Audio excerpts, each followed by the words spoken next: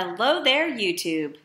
Sorry for my continued absence, but we were busy dealing with Hurricane Michael, which was actually worse than Florence, which was a little bit of a surprise. Today, we are going to look at a quintessential favorite Kingdom song after its debut in the 1984 songbook. You could tell with this one that the Witnesses thought they had a real hit on their hands because this song got played all the freaking time, at least in my congregation. It was also played at every single funeral after 1984 that I can remember, which is a very strange thing because this song has really goofy lyrics. It's got this absurdly happy chorus and all. I mean, I'm not sure, but I like to think that this song could be single-handedly responsible for more than a few people whose first exposure to a Kingdom Hall was a Jehovah's Witness funeral being firmly turned off. And it's that bizarre, especially for a funeral. Anyway, you'll see what I mean. It's truly ridiculous, and the sing-songy melody is really irritating and repetitive after a while. So at first it's not so bad, and then by the fourth verse of the song, you're like, okay, I gotta make this stop. Anyway, the best descriptor for this drivel is goofy. In 1984, it was song number 15. In 2009, it became song number 55, and in the 2017 songbook, it is number 140. It's entitled Life Without End, At Last. Now, before we get started on the song itself, we need to take a brief look at the scriptural reference, which is the ever-famous John 3:16. Now, in the King James Version, it goes like this: For God so loved the world that he gave his only begotten Son, that whosoever believeth in him should not perish, but have everlasting life. Okay, everybody's heard that. Everybody. Now, the New World Translation renders John 3:16 this way: For God loved the world so much that he gave his only begotten Son, so that everyone exercising faith in him might not be destroyed, but have everlasting life. Now, as you know by now, if you've watched any of my videos, I don't believe in any of this, but I do think that the subtle difference, and not so subtle differences, between the real Bibles and the Jehovah's Witness Bibles here is quite telling. Did you catch it? Okay, first, there's a vast difference between believing in something and exercising faith. A believer just has to be convinced that something is true, right? But exercising faith, that is a clear twist of the scripture aimed at coercing Jehovah's Witnesses into being more active salespeople for the Watchtower Society. That's the bottom line, though Jehovah's Witnesses would definitely characterize it differently. But then, as we know, the Jehovah's Witnesses do not believe in grace. Their only hope at salvation in the Christian sense is working harder in service to the Watchtower, and that's exactly the way the Watchtower likes it. The other difference here is the supposed futures of the believers and the faithful. In the King James Version, it says they should not perish. But the New World Translation says they might not be destroyed. In my opinion, both of these show a disconcerting lack of certainty, so no matter how hard you work or believe, in either case, you still might not get the reward at the end. But here's the telling difference. The King James Version says perish, which means to die. People and animals perish all the time. Without any intervention, it's nature, guys. To be destroyed is a different thing altogether. To be destroyed implies action, intervention by something or someone else. So, who might not destroy us all if we work hard enough to exercise our faith in him? This is blatant. Jehovah, aka the Watchtower, is saying here, you better love and worship me, or I might destroy you if you don't do enough. Can you see with your mind's eye people's dwelling together? Do you guys know the word people is already plural? Why are they saying peoples? It's just weird.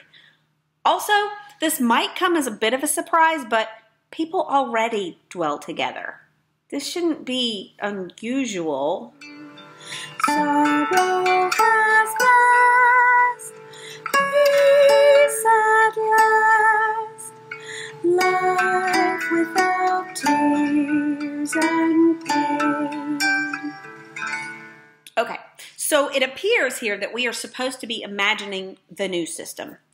And evidently, any sorrow or sadness over the mass genocide of non-Jehovah's Witness friends and relatives has passed like an unfortunate case of constipation.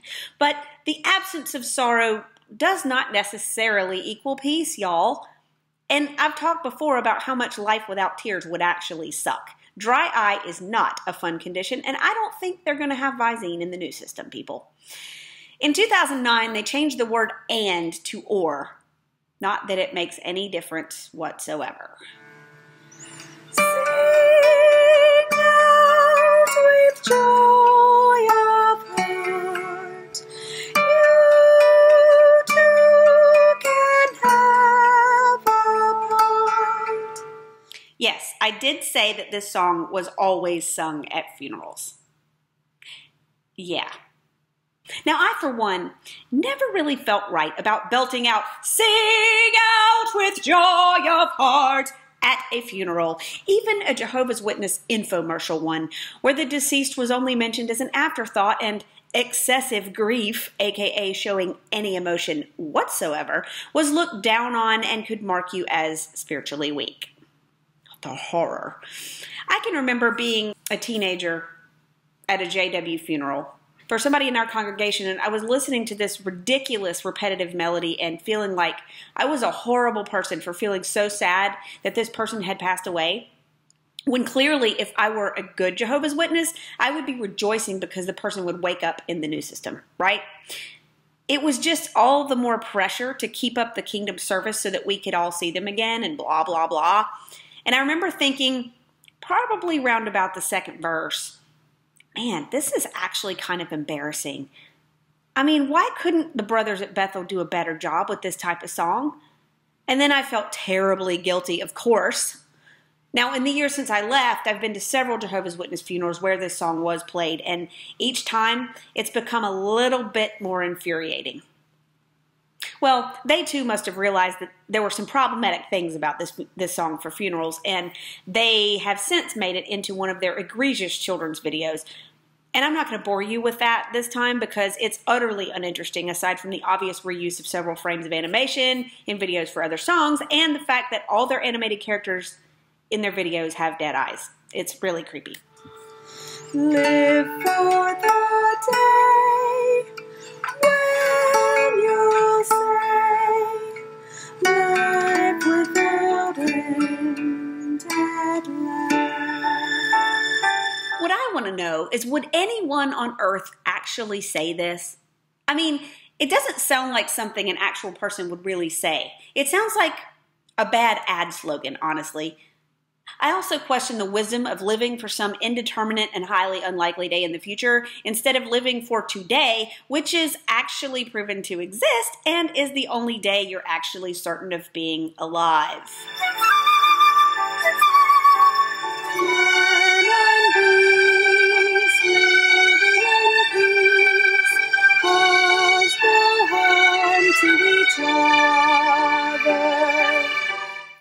Man and beast? Wait, isn't that considered pornea? Why would that be necessary, since there's so many eligible sisters and so few attractive and single brothers in the organization? And again, why only men? Where are the women? I mean, I guess living in peace with the beast depends on what kind of beast you're talking about. And then we all know how Jehovah's Witnesses feel about pandas and lions and stuff, but dogs and house cats are beasts, and a lot of us live in peace with them all the time without causing any harm to each other. Unless you're like my sister who breaks out in hives at the very suggestion of a kitty cat. Look, the point is that this is meant to appeal to children. This is childish. But more than any other Jehovah's Witness ideal, this is the one with staying power. In the new system, you'll be able to cuddle your own man-eating wild animal, and won't that be wonderful? Nobody asks why or thinks it through. I mean, wouldn't the novelty wear off after a while?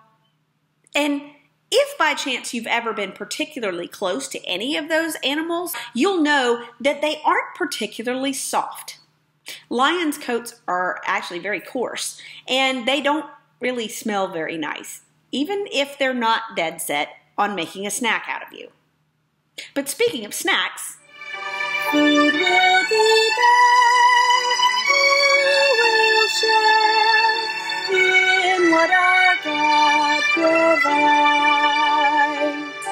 oh my God, this is one of the goofiest lyrics I have ever heard. Food will be there? Really? How's it going to get there? Will Jehovah just send a celestial pizza guy or something? Food will be there. Jeez. I think they forgot they were writing a holy religious song for a minute. There's really no excuse for this. They didn't even have a rhyme they were trying to make here. In fact, the rhyming structure of this entire song is just jacked up. It's amateurish. Someone must have eventually mentioned this to the writing department because in 2009, this entire verse was deleted. And what was verse 3 became verse 2. And obviously, I'm skipping the chorus this time. Those days, age will grow young, flesh revived as in childhood. Ah, yes. Good old de-aging. How is this supposed to work, y'all? And when's it supposed to stop? I mean, how young will they grow? Because if they don't put some parameters in here, you're eventually going to end up with a whole world full of stinky, angry infants and no adults. And if it still doesn't stop, random eggs and sperm everywhere. That does not sound like fun to me. You know, I remember an elder telling a bunch of us when I was a kid that eventually everyone will be about 25 because that was the perfect age. Now, given that I have greatly surpassed that age at this point in my life, I'm going to call bullshit. Actually, I think 30 was one of the best years for me, but 40 ain't too shabby either. Now, what about flesh revived as in childhood? I mean, I guess they're assuming that children have especially vivacious flesh. I don't know, which is really kind of disturbing given their current molestation scandal. Ew. But, I mean, what if you were a sickly kid? Anyway, in 2009, this was changed to read, "In those days, all will be young, all at peace with Jehovah."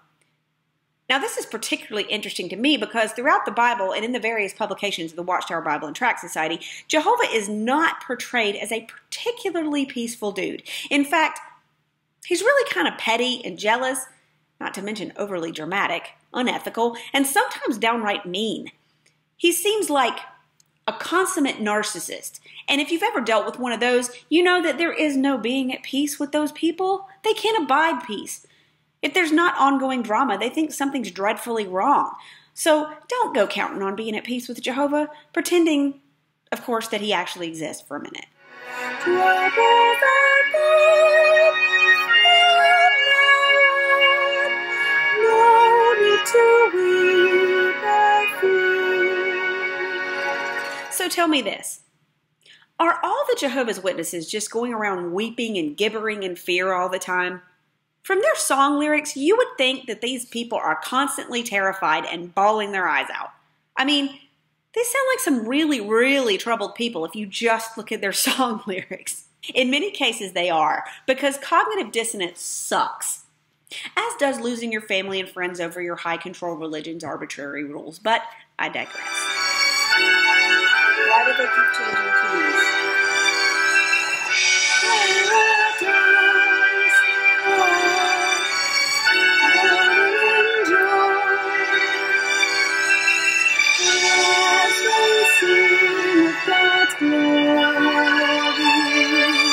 Okay, let me get this straight. Pre-industrial conditions, meaning agrarian patriarchal society because nobody's educated enough to really engineer things or make modern technology continue to work, and we know how they feel about women. And then there's only Jehovah's Witnesses there, no normal people, presumably no real entertainment because pretty much everything fun is frowned upon. Nothing but Stepford wife, empty-eyed smiles, and endless singing of praises to a silent, invisible, and not very nice God. No restaurants, no grocery stores, no laundry, no hot showers, no concerts, no movies, no good music, and probably no sex. Pardon me for saying so, but I don't think all will enjoy that very much at all. In fact, I would venture a guess that very few people indeed would actually enjoy it.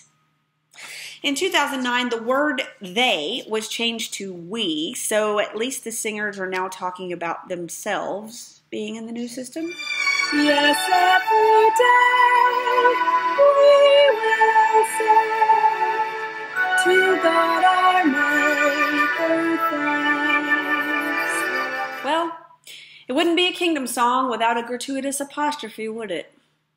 Just imagine, every day you wake up, oh, thanks Jehovah. These lions and tigers and bears are so cuddly looking, but they're actually very smelly, and we all have fleas now. But there are no worldly people, so there's that.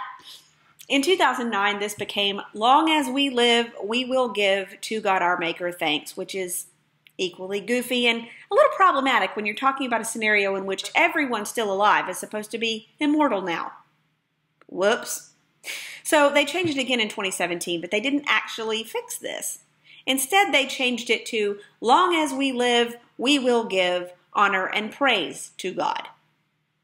So I guess maybe we're supposed to take from this that we're not guaranteed everlasting life anymore after Armageddon even. So maybe as long as we are giving constant praise to Jehovah, he'll keep us alive, but stop telling him how awesome he is for a minute. You might find your eternal life in paradise on earth cut short. I don't know. But come on, y'all. You have to admit that the Jehovah's Witness paradise sounds like a nightmare. And this song doesn't even delve into the issues of the resurrection or the massive cleanup of dead bodies after Armageddon. Just no.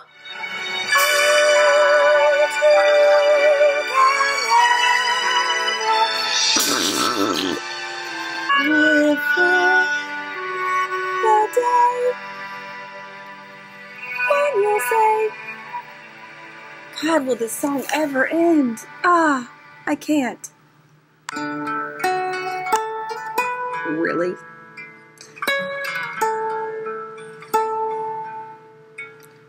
this song has ended at last.